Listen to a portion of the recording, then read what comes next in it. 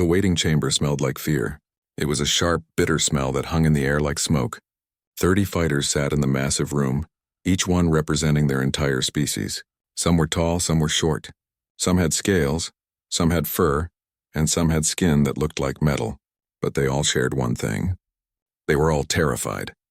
A large reptilian creature sat in the corner, its green scales turning pale white. It kept making a choking sound. Finally, it vomited onto the floor. The black liquid pooled around its feet. But the creature was too scared to move away from it. Its yellow eyes stared at nothing. Next to the reptilian sat an insect-like being. It had 6 arms and a body covered in thick armor that looked harder than stone. But even that armor could not hide its shaking. All 6 arms trembled. Its antenna kept twitching left and right, never stopping. The sound of screaming came from beyond the massive metal doors. Everyone in the waiting chamber heard it. The scream was cut short by a wet crunching sound. Then silence. The fighters knew what that silence meant. Another champion had died in the arena. A furry creature that looked like a wolf walked back into the waiting chamber. Its fur was standing straight up. Its eyes were wide and empty. An attendant tried to ask it questions, but the wolf creature just kept walking. It walked into a wall, stopped, then walked into the wall again.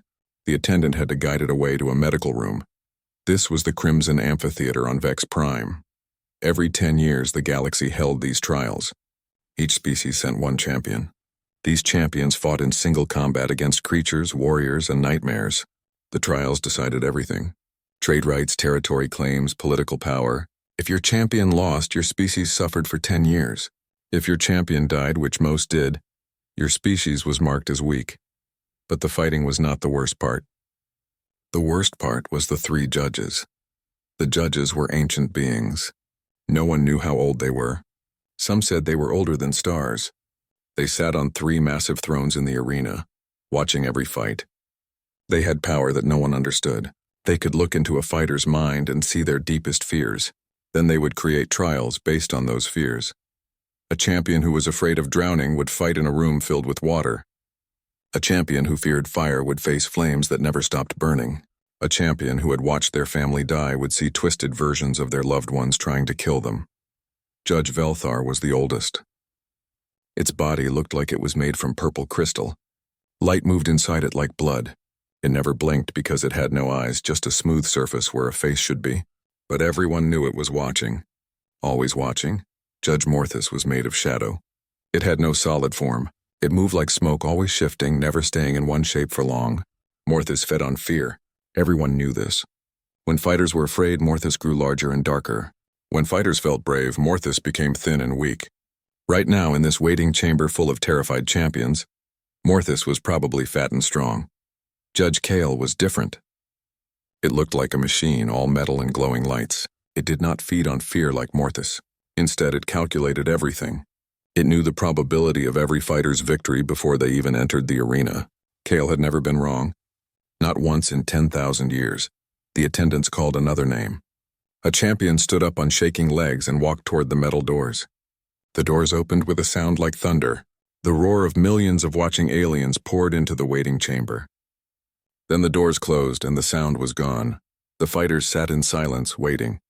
Always waiting. That was when Doyun arrived. The side door opened and a human walked in. He was not very tall compared to some of the other fighters. He had black hair that looked messy, like he had just woken up. He wore simple clothes, nothing special. He carried an old backpack on one shoulder, and he was humming. Every fighter in the waiting chamber turned to look at him. The humming was a soft, happy sound. It was the kind of sound someone made when they were thinking about something pleasant. It did not belong in this place of fear and death. Doyun looked around the waiting chamber with interest. His eyes were bright and curious.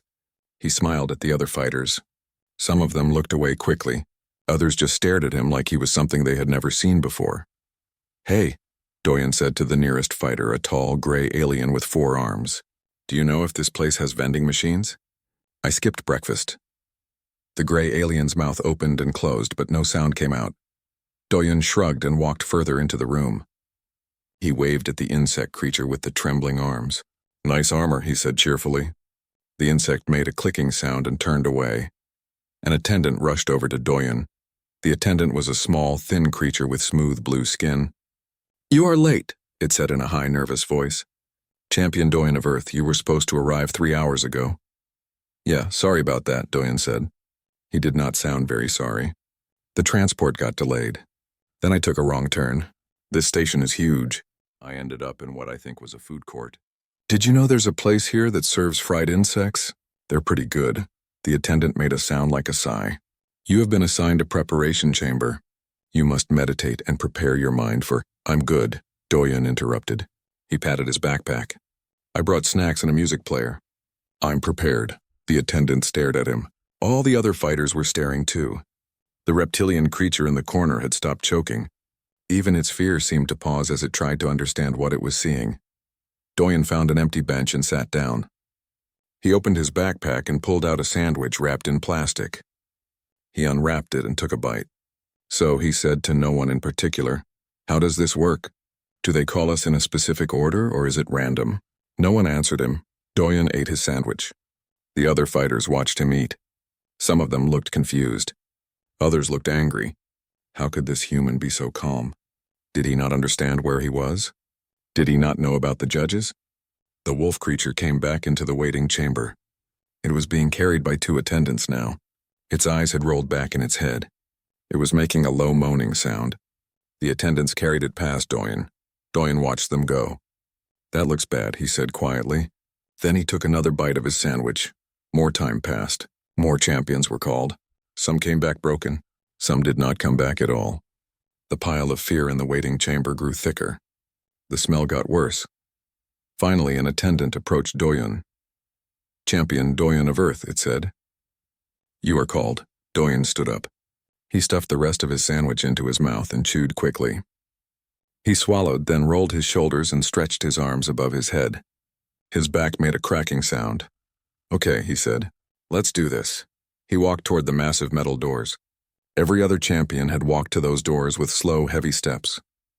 Like they were walking to their execution, because they were. Doyen walked with normal steps, easy steps. He even had a small bounce in his movement, like he was looking forward to something fun. The doors opened. The sound of millions of aliens watching from the stands crashed over him like a wave. The heat from the arena hit his face. The smell of blood and burned flesh rolled into the waiting chamber. Doyen stepped through the doors. Still smiling, the doors closed behind him with a boom that sounded like the end of the world. In the arena, high on their thrones, the 3 judges leaned forward. Judge Morthus reached out with its power to sense the human's fear. It searched for the terror that should be there. It looked for the panic, the dread, the horror. It found nothing. Judge Morthus searched again, going deeper. Still nothing. No fear at all. For the first time in 10,000 years, Judge Morthus was confused. Judge Velthar's crystal body pulsed with light. "Interesting," it said in a voice like breaking glass. Judge Kale's mechanical eyes focused on the human. Numbers and calculations ran across its metal face. Then the numbers stopped. Error messages flashed. The calculations did not make sense. In the center of the arena, Doyen looked up at the 3 massive beings on their thrones. He raised one hand and waved. "Hey there," he called out. His voice echoed in the huge space. "So do I get a warm-up round, or are we jumping straight into the nightmare fuel?" The crowd of millions fell silent. This had never happened before. The arena floor was massive. It stretched out like a field. But the ground was made of black stone that seemed to drink in light. Above, the stands rose up in circles, filled with millions of aliens from across the galaxy. They had come to watch champions fight and die. They had come to see fear. Doyen walked to the center of the arena. His footsteps echoed in the silence. The crowd was still quiet, still confused by his wave and his casual words. Champions did not wave. Champions did not make jokes. Champions came into this arena already half broken by fear. The 3 judges sat on their thrones at the far end of the arena. The thrones were so tall they seemed to touch the roof. Judge Velthar's crystal body caught the light from 1,000 torches and threw rainbow colors across the arena. Judge Morthus floated next to Velthar, its shadow form spreading and contracting like breathing. Judge Kale sat perfectly still, its metal body gleaming, its glowing eyes locked on Doyen. Judge Morthus moved first. Its shadow form stretched out across the arena floor, reaching toward Doyen like dark fingers. This was how Morthus worked. It would enter a fighter's mind and pull out their deepest fears. Then it would feed on those fears while the other judges built the trial. The shadow touched Doyen's feet and climbed up his legs. It was cold like ice water. Doyen felt it enter his mind. He stood still and let it happen. There was no point in fighting it. Everyone said you could not stop the judges from seeing your fears. Inside Doyen's mind, Judge Morthus searched. It looked for the usual things. Fear of death, fear of failure, fear of pain, fear of letting others down. These were the common fears that all fighters carried. Morthus knew how to find them and use them.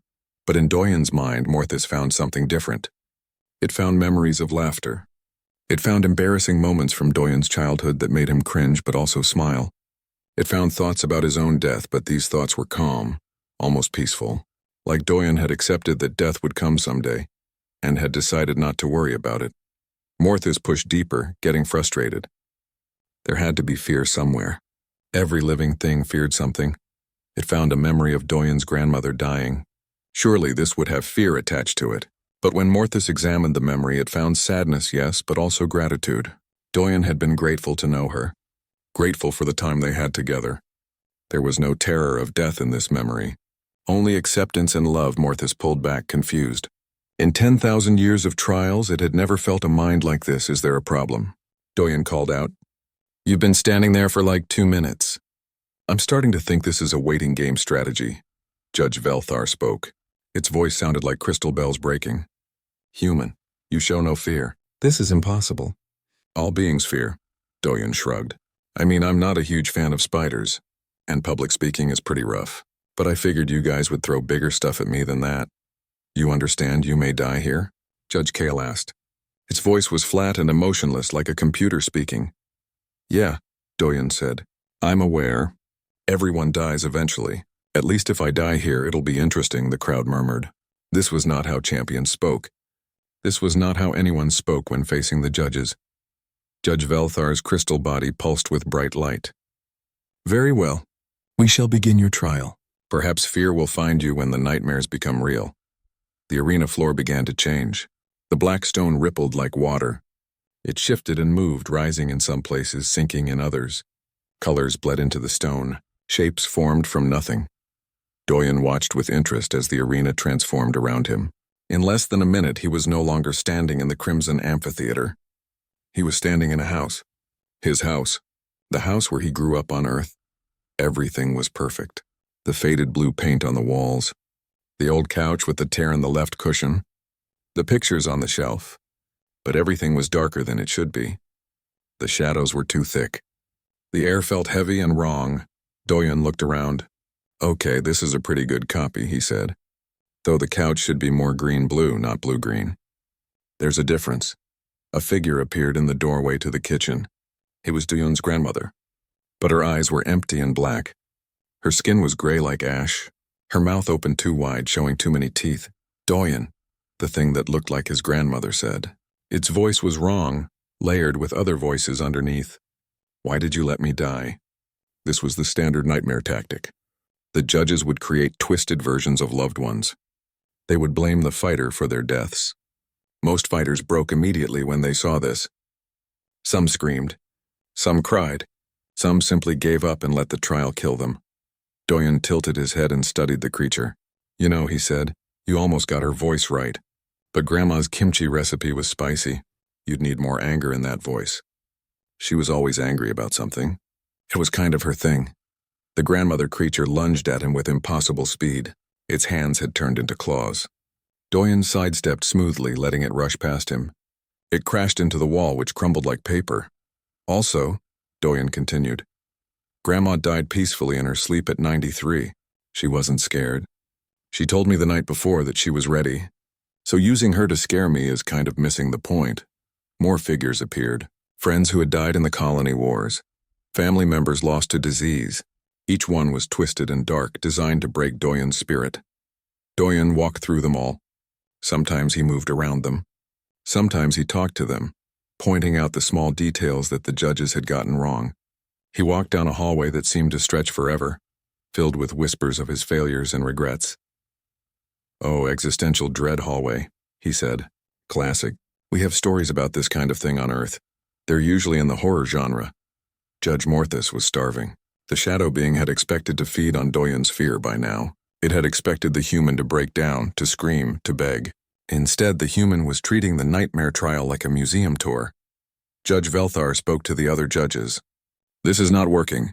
Proceed to physical combat phase. The house disappeared. Doyen was back in the arena. But now the arena floor had changed into a jungle. Thick plants grew everywhere. The air was hot and wet. And from the jungle came sounds. Growling, clicking. The sounds of large things moving through the plants. A creature burst from the jungle. It was huge, the size of a truck. It had 6 legs, each one ending in razor-sharp claws. Its body was covered in plates of armor-like skin. Its mouth was full of teeth that dripped with acid. The acid hit the ground and burned holes in the stone.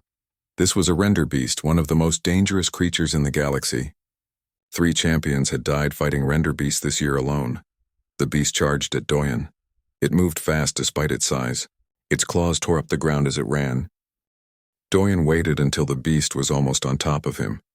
Then he dropped low and rolled to the side. As he rolled, he stuck out one leg. The beast, moving too fast to stop, tripped over Doyen's leg. Its momentum carried it forward. It crashed face first into the ground with a sound like a building falling over. The beast's acid blood sprayed everywhere. Doyen had to jump back to avoid getting hit by it. "Careful with that stuff," he called out. "That's a safety hazard." The beast scrambled to its feet, roaring in anger. It charged again. This time Doyen didn't dodge. He ran straight at it. The crowd gasped. Running at a render beast was suicide.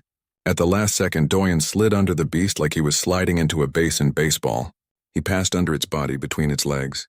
As he slid, he pulled something from his pocket. A small knife. The knife was not big enough to seriously hurt a render beast, but Doyen wasn't trying to hurt it. As he slid underneath, he dragged the knife across the beast's underbelly. Not deep, just enough to make it bleed.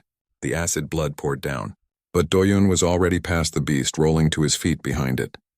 The acid blood hit the ground where Doyen had been a second before, burning through the stone. The beast turned around, but its own acid blood had created a barrier between it and Doyen. It roared in frustration. Doyen stood up and brushed dirt off his clothes. "You know," he said, looking up at the judges, "we had dinosaurs on Earth. They died out 65 million years ago. But we kept their bones. We studied them. We made movies about them. Some of them were way scarier than this guy." He pointed at the render beast, which was trying to find a way around its own acid blood. "This is basically just a big angry lizard with a chemical problem." Judge Kale's mechanical eyes whirred as they focused on Doyen. "You possess combat skills. This was not in our calculations."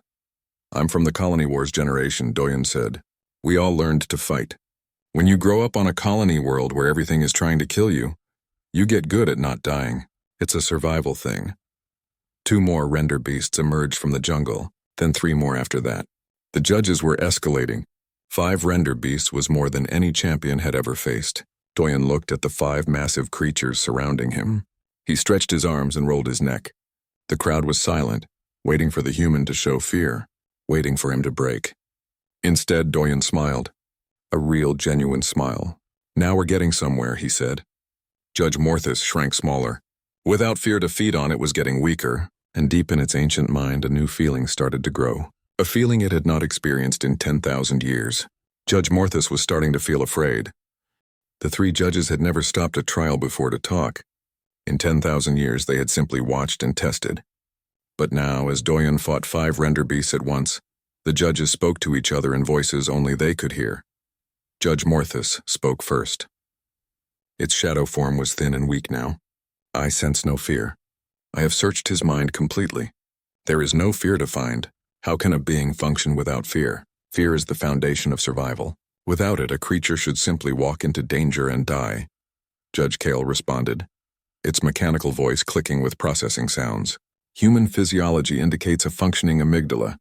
The fear response system is intact, yet the system is not activating appropriately. This creates an error in my calculations. I do not experience errors." Judge Velthar pulsed with light. Its crystal body showed colors that had not appeared in centuries. Confusion colors. For 10,000 years we have judged all species by their fear. We believed fear was universal. This human suggests we were wrong. Impossible, Judge Morthis said, but its voice was uncertain. We are the judges. We are never wrong. Observe, Judge Velthar said, pointing a crystal hand at the arena below. Doyen had climbed onto one of the render beasts. The beast was bucking and thrashing, trying to throw him off. Doyen held onto a plate of armor on the beast's neck and rode it like it was some kind of game. He was laughing. He steered the beast toward another render beast. Just before they collided, Doyen jumped off and landed on the second beast. The two beasts crashed into each other, their acid blood mixing and spraying. Both creatures roared in pain and anger. Doyen was already moving to the third beast. He used the jungle plants like ropes, swinging from vine to vine. He was not just surviving. He was playing. Judge Velthar made a decision. We must escalate beyond normal parameters. This trial has become meaningless. We must show this human true despair. We must show him what it means to face the infinite. Judge Kale's eyes flashed. Warning! Such escalation has broken the minds of previous champions in seconds. Probability of permanent psychological damage 97%. He shows no fear, Judge Velthar said. Perhaps he will show despair. The arena changed again. This time the change was violent. Reality itself seemed to crack. The jungle disappeared. The render beasts disappeared. The arena floor disappeared. Doyen was falling. This was the infinite fall, a pocket dimension that the judges rarely used. It was considered too cruel even for the trials. In the infinite fall, a fighter would experience death over and over again.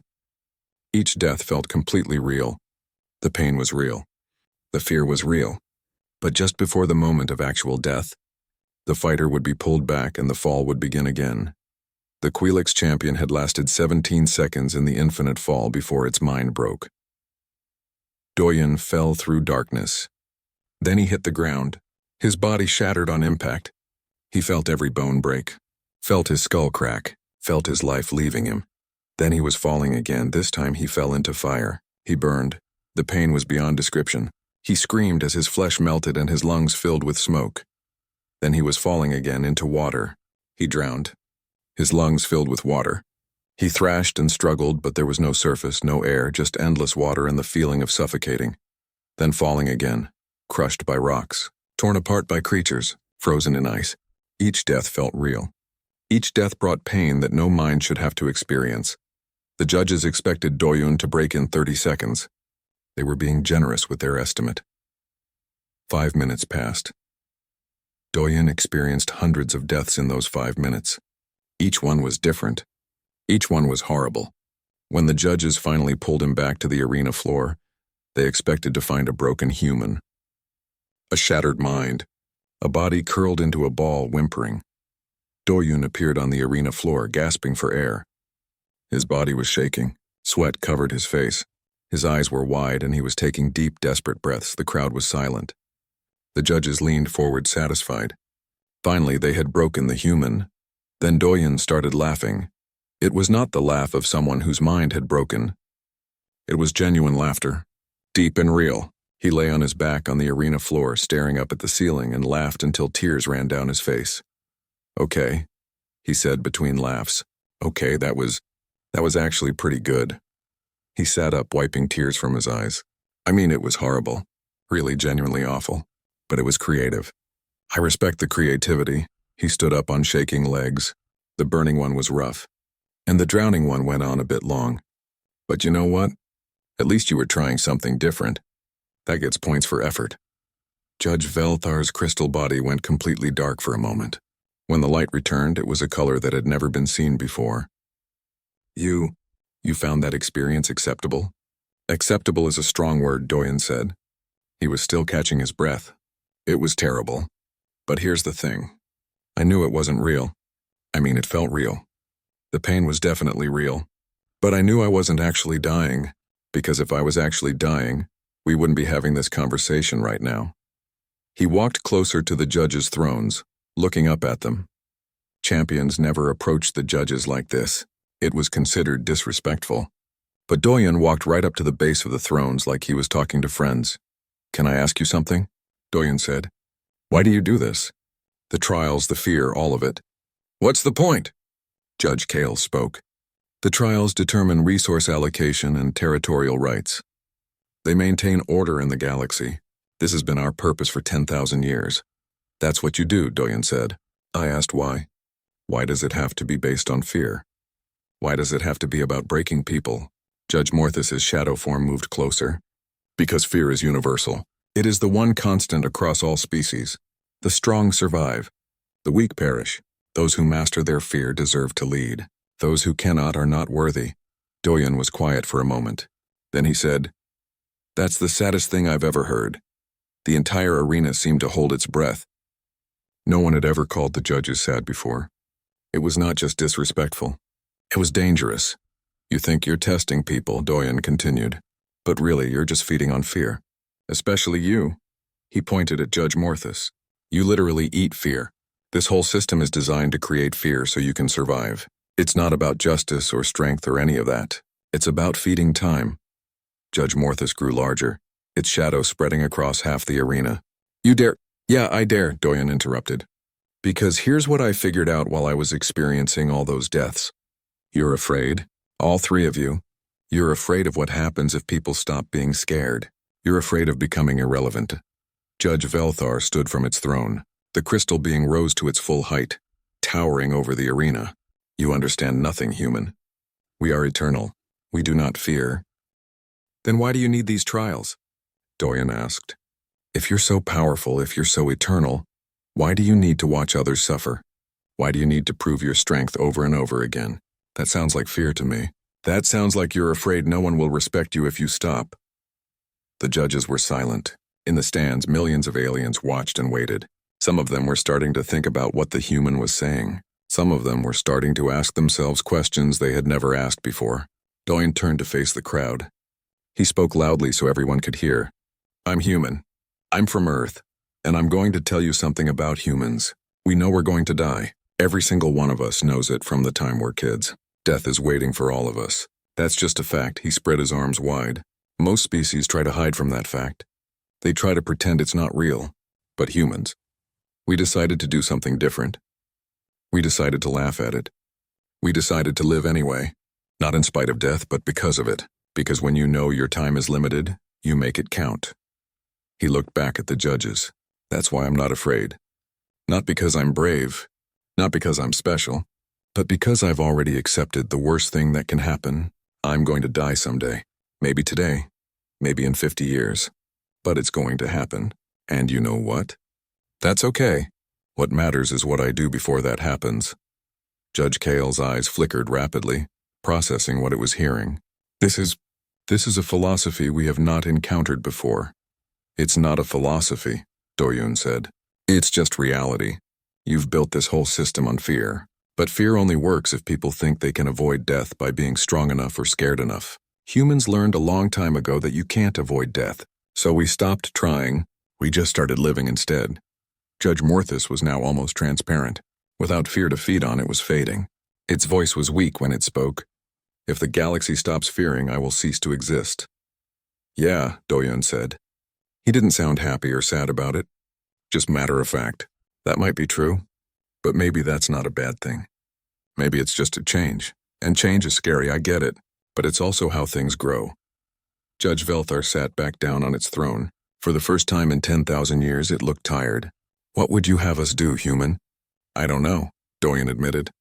I'm not here to fix your system.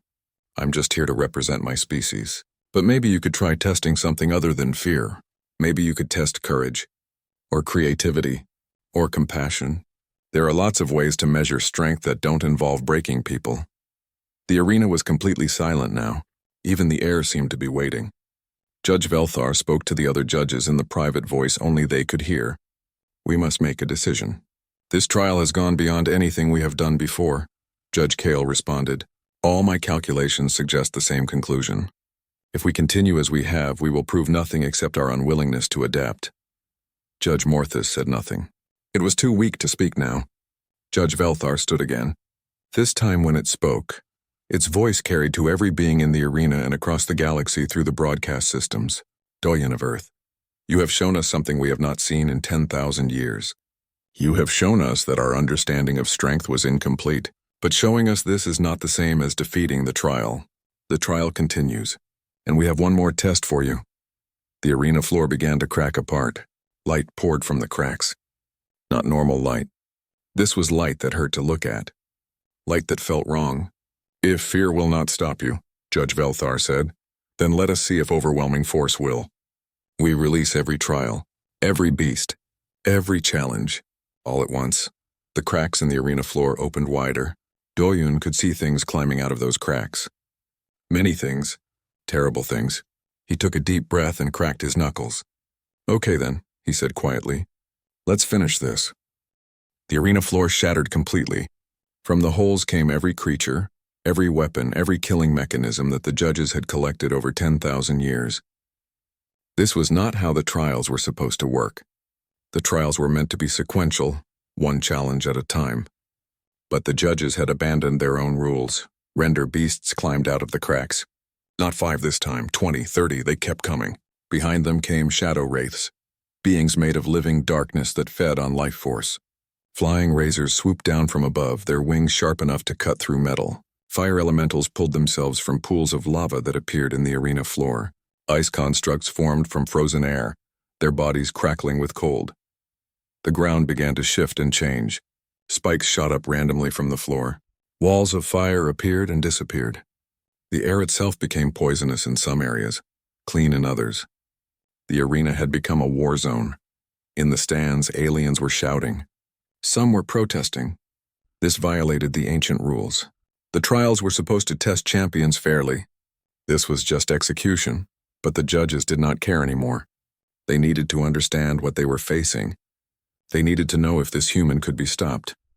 Doyen stood in the center of the chaos and watched everything activate around him.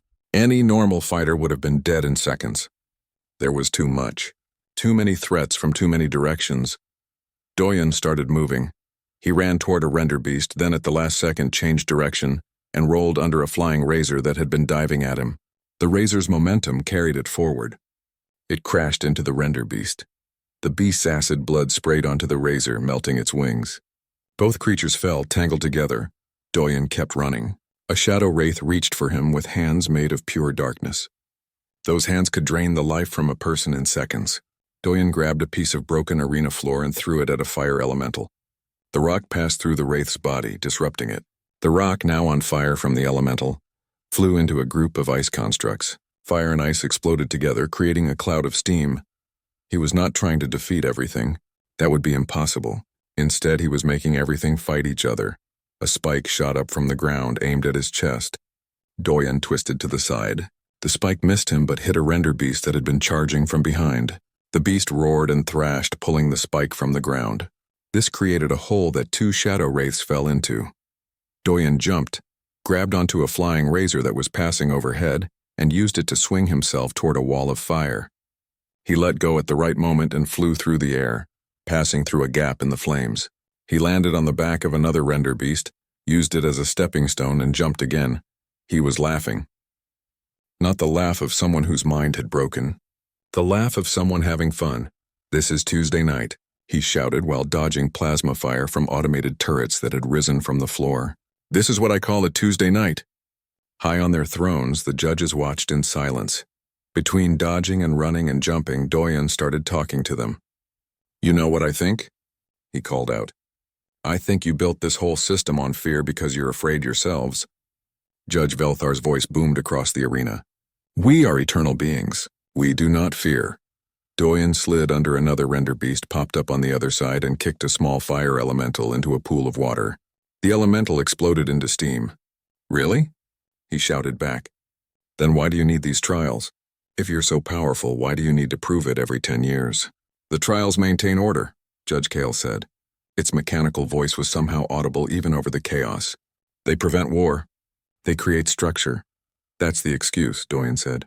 He climbed onto a piece of floating debris. The arena's gravity had started malfunctioning, and chunks of floor were floating in the air. "But I asked why you need them. What are you afraid of? What happens if you stop?" Judge Velthar was silent for a moment. Then it spoke, and for the first time its voice was not completely sure. Without the trials, there would be chaos. Species would fight endlessly. The galaxy would destroy itself. Doyen jumped from one floating piece of debris to another. He was getting closer to the judges' thrones.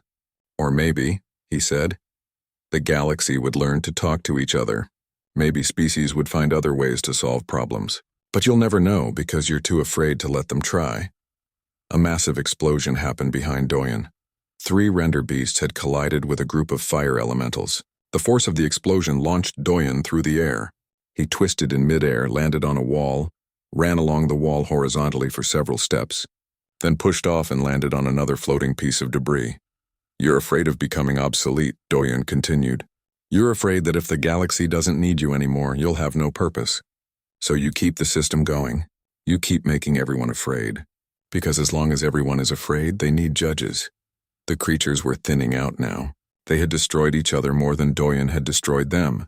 The arena floor was covered in bodies and broken machines. Judge Morthis spoke, its voice barely a whisper. If the galaxy does not fear, I will fade. I will cease to exist. Is this not a valid fear? Doyen stopped moving for a moment. He stood on a piece of floating debris and looked directly at Judge Morthis. Yeah, he said quietly. That's a valid fear. I'm not saying you're wrong to be afraid. Fear is natural. It's what you do with that fear that matters. He started moving again. A flying razor dove at him. He waited until the last second, then stepped aside. The razor flew past him and crashed into one of the automated turrets. Here's the thing about humans, Doyen said. We were afraid all the time on Earth, afraid of predators, afraid of disease, afraid of each other. Our whole history is fear. He jumped to another piece of debris, getting closer to the thrones. But somewhere along the way, we learned something. We learned that being afraid doesn't mean you have to let the fear control you. We learned to acknowledge the fear, accept it, and then do what needs to be done anyway. Judge Kale's eyes flickered rapidly. This is the philosophy you mentioned before. Accepting death. It's bigger than that, Doyen said. He was almost at the thrones now. Most of the creatures were dead or dying. The arena was quiet except for his voice. It's about accepting that everything ends. Civilizations end, people end. Even eternal beings might end someday, and when you accept that, you can stop being controlled by the fear of it. He reached the base of the thrones and looked up at the 3 massive beings. You've been afraid of ending for 10,000 years, so you built a system that makes you necessary, but necessity through fear is just control. And control through fear is just another kind of weakness. Judge Velthar stood from its throne. Its crystal body showed colors that cycled rapidly, unable to settle on any one shade. What would you have us do? Simply cease? Allow ourselves to fade? No, Doyen said. I'd have you change. Evolution is the opposite of ending. Things that can't change are the things that die out. In the stands, the aliens were listening now. Really listening. The broadcast was carrying Doyen's words to trillions across the galaxy. A Skarath warrior named Taeyang sat in the waiting chamber, watching the trial on a screen. He had been terrified before, but watching the human face overwhelming odds while talking about fear and change, something shifted in Taeyang's mind. Maybe fear was not something to be controlled by. Maybe it was something to acknowledge and move past. In the human delegation booth, Ambassador Jiwan smiled.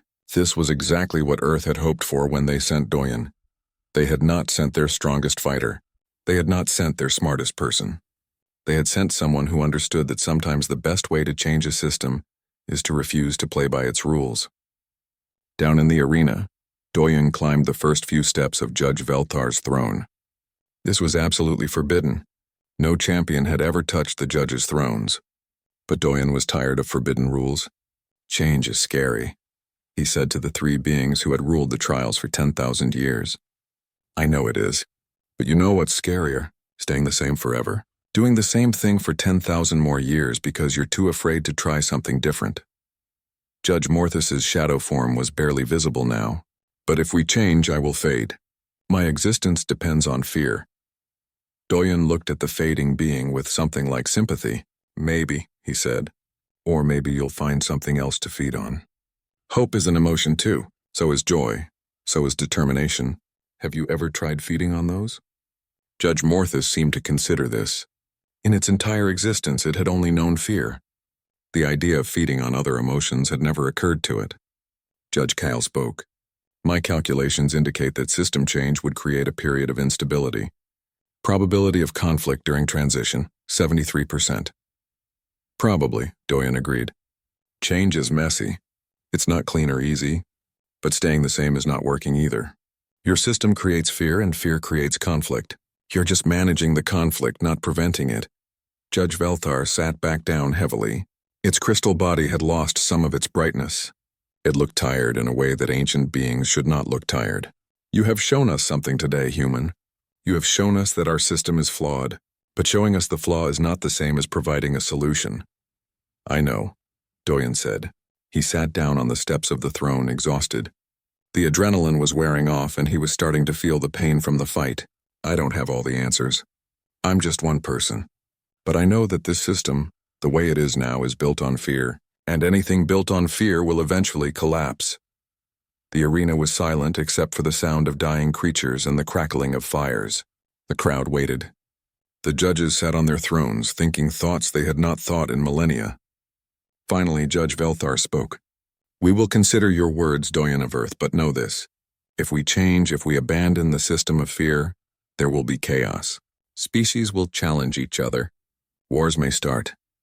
Doyen stood up slowly, wincing at the pain in his legs. Maybe, or maybe they'll surprise you. Maybe they'll find better ways. You'll never know until you try. He turned to walk back toward the center of the arena, but he stopped and looked back at Judge Morthus, which was now almost invisible. Hey, he said. Try hope, just once. See what happens. Then Doyen walked back down to the arena floor, stepping over broken creatures and burned ground. His smile was gone now. He looked serious, determined. Above him, Judge Morthus made a decision that surprised even itself. It reached out into the arena, searching not for fear this time, but for hope. And it found some in Doyen, in Taeyang watching from the waiting chamber, in some of the aliens in the stands who were starting to believe things could be different. Judge Morthus fed on that hope, just a little bit, and it tasted better than fear ever had. Something was wrong with Judge Morthus. The shadow being had been fading, becoming almost invisible, but then it had tasted hope and something changed. The change was not gentle. Morthus began to grow again, but this growth was different. Wild, uncontrolled. The shadow expanded across the entire arena. It spread up the walls and across the ceiling. It was no longer just a being sitting on a throne.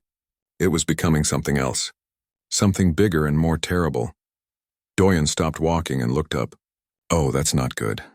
Judge Velthar stood from its throne, alarm evident in the way its crystal body pulsed. Morthus, what are you doing? Judge Morthus's voice came from everywhere at once, layered with pain and confusion. I do not know. I fed on hope. But hope is different from fear. It tastes different. It feels different. I cannot control it. It is changing me. The shadow began to take physical form.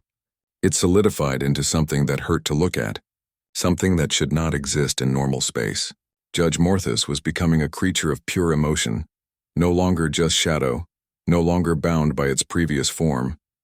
The arena started to warp. Reality bent around Morthus. Time moved strangely. In some parts of the arena, seconds passed like hours. In other parts, minutes passed in an instant. Space folded in on itself. What had been the floor was now the ceiling. What had been far away was suddenly close. The aliens in the stands began to panic. The shields that protected them from the trials were failing. Some started running for the exits. Others simply froze, unable to process what they were seeing. Judge Kale's voice was urgent. Morthus is destabilizing. The sudden shift from fear to hope without proper transition is causing a cascade failure. Probability of catastrophic collapse, 99%. Judge Velthar turned to Doyen. Human, this is your fault. You told Morthus to feed on hope. Now it is becoming something we cannot control. Doyen looked up at the massive thing that Judge Morthus was becoming. It was spreading through the entire amphitheater now. Soon it would spread beyond into the city, maybe across the whole planet. Yeah, he said. I'm seeing that.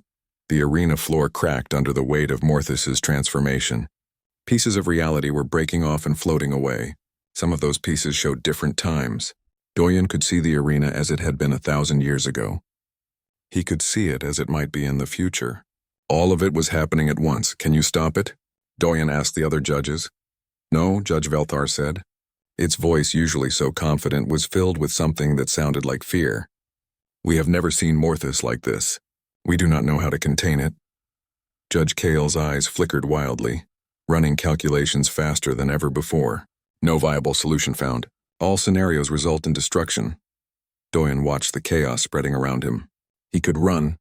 The exits were still open. He could get out before this thing consumed everything. But everyone else was running, and if everyone ran, this would spread further. Morthus, Doyun shouted into the chaos. Can you hear me? The shadow form contracted slightly, and Judge Morthus's voice came through, sounding lost and afraid. I hear you, human. I'm sorry. I did not know this would happen. I am afraid. For the first time in my existence, I understand fear. Not the fear I fed on from others. My own fear. And it is too much. Yeah, fear is like that, Doyen said. He started walking toward the center of the chaos where Morthus seemed to be most concentrated. Pieces of reality shattered around him. He had to dodge floating chunks of broken time. The first time you really feel it, it's overwhelming. Do not come closer, Morthus said. I am losing control. I will destroy you. Probably, Doyen agreed, still walking forward. But you know what? I'm going to come closer anyway, because that's what friends do. Friends? The word echoed through the arena in layers of confusion. You consider me a friend? I have tried to break you. I searched your mind for your worst fears. I built nightmares to destroy you. I know, Doyen said. He was close to the center now. The shadow was so thick here that he could barely see. But you were doing what you thought you had to do to survive. I understand that. And now you're scared and alone and changing into something you don't understand. I understand that too. The shadow wrapped around Doyen, pulling him into its depths. Judge Velthar shouted a warning, but Doyen was already gone, swallowed by the chaos. Inside the shadow, Doyen found himself in a space that made no sense. He was standing and falling at the same time. He could see in all directions at once, and everywhere he looked he saw fear, Morthus's fear, the fear of ending, the fear of changing, the fear of not knowing what came next. Morthus, Doyen said. His voice somehow carried through the impossible space. Listen to me. You're not dying. You're evolving. Evolution requires death of the old form, Morthus said. Its voice surrounded Doyen completely. I will cease to be what I was. That is the same as death. No, Doyen said firmly. Death is ending. Evolution is becoming. They're different. When a caterpillar becomes a butterfly, the caterpillar doesn't die. It transforms. It's still the same being, just in a new form. But I will lose what I was. I will lose my identity. Doyen thought about this for a moment. Will you? Or will you just add to your identity? You were a being that fed on fear. Now you can be a being that feeds on fear and hope. You're not losing anything. You're gaining something. The chaos around him seemed to slow down slightly. The shadow was listening. Change is scary, Doyen continued. I told you that before. But you know what's really scary? You're not just changing. You're changing into something better. You're becoming more than you were, and that's terrifying because you don't know what that means. But it also means you have possibilities you never had before. I am afraid, Morthus said quietly. I am so afraid. I know, Doyen said. That's okay. Being afraid is okay. The question is, what are you going to do with that fear? Are you going to let it control you and destroy everything? Or are you going to accept it, acknowledge it, and keep moving forward anyway? There was silence in the impossible space. Then Morthus spoke, its voice smaller than it had ever been. I do not know how to move forward. Yes, you do, Doyen said. You've been moving forward for thousands of years. You've survived everything. You'll survive this too. But you have to choose to survive. You have to choose to become instead of to end. More silence. Then slowly the chaos began to calm. The reality warping slowed down. The broken pieces of time and space started to come back together. Will you help me? Morthus asked. I do not know how to be something other than what I was. Doyen smiled in the darkness. Yeah, I'll help you. That's what friends do. The shadow began to release him. Doyen found himself back in the arena, standing on solid ground. The chaos was pulling back, contracting. Judge Morthus was reforming, but not into its old shape. The shadow was still there, but now it had other colors mixed in. Hints of light. Touches of warmth.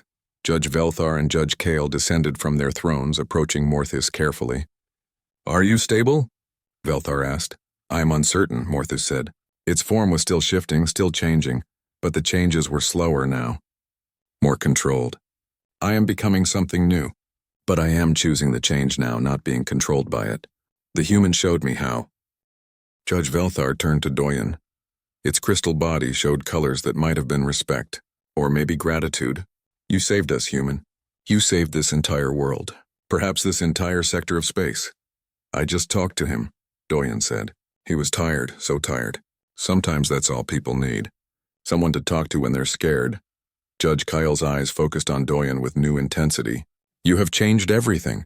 The trials, the system, our understanding of emotion and strength. My calculations indicate that the next century of galactic politics will be fundamentally altered by what happened here today.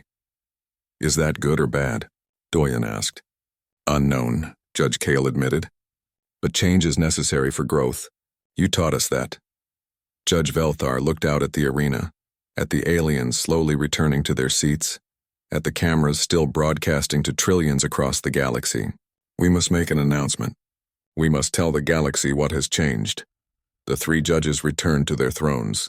Morthus moved more slowly now, still adjusting to its new form. When they were seated, Judge Velthar spoke, its voice carrying to every being watching. For 10,000 years, we have judged the species of this galaxy by their fear. We believed that mastery of fear was the truest measure of strength. We were wrong, the crowd murmured in shock. The judges had never admitted to being wrong before. Today, a human showed us that fear is not something to be mastered or overcome. It is something to be acknowledged and accepted. True strength comes not from having no fear, but from acting despite fear, from choosing courage when fear would have us choose safety. Judge Velthar paused, letting the words settle. Therefore we declare the end of the fear trials. These trials, as they have existed, will not continue. The crowd erupted. Some aliens cheered. Others shouted in anger. Some simply sat in stunned silence. In their place, Judge Velthar continued, we will create new trials. Trials that test not fear but courage. Not the absence of emotion but the mastery of self. Not the ability to destroy but the ability to create and cooperate and grow. Judge Morthus spoke next, its voice no longer just shadow but something richer. I have fed on fear for thousands of years, but today I learned that hope tastes better, that joy is more nourishing, that determination is stronger than terror. The galaxy has lived in fear long enough. It is time to live in hope. Judge Kyle added, these changes will not be easy. Transition probability for chaos remains high, but remaining the same is no longer a viable option. We must evolve, or we will become obsolete. Doyen listened to the judges speak and felt something warm in his chest. Not pride, exactly. More like satisfaction. He had not come here to change the galaxy. He had just come here to represent his species. But sometimes representing who you are is enough to change everything. Months passed. The galaxy adjusted to the new system slowly and messily. Some species embraced the changes immediately. Others resisted, clinging to the old ways. There were conflicts, as Judge Kale had predicted. But there were also new alliances, new friendships, new ways of solving old problems. Doyen went back to Earth, back to his colony world, back to his job teaching children in a small school. He gave a few interviews, but mostly he just wanted to return to normal life. One day, while he was teaching a class about Earth history, his communication device beeped. It was a message from the judges. He excused himself and went outside to read it. Doyen of Earth, the message began. We have encountered a new situation. There is a species called the Karathi. They feel no hope. They see no future worth working toward. They are slowly declining, choosing not to reproduce, not to create, not to continue. We have tried to reach them, but we do not know how. They are the opposite of what you showed us. Where you had no fear, they have no hope. Would you advise us on how to help them? Doyen read the message twice, then he smiled.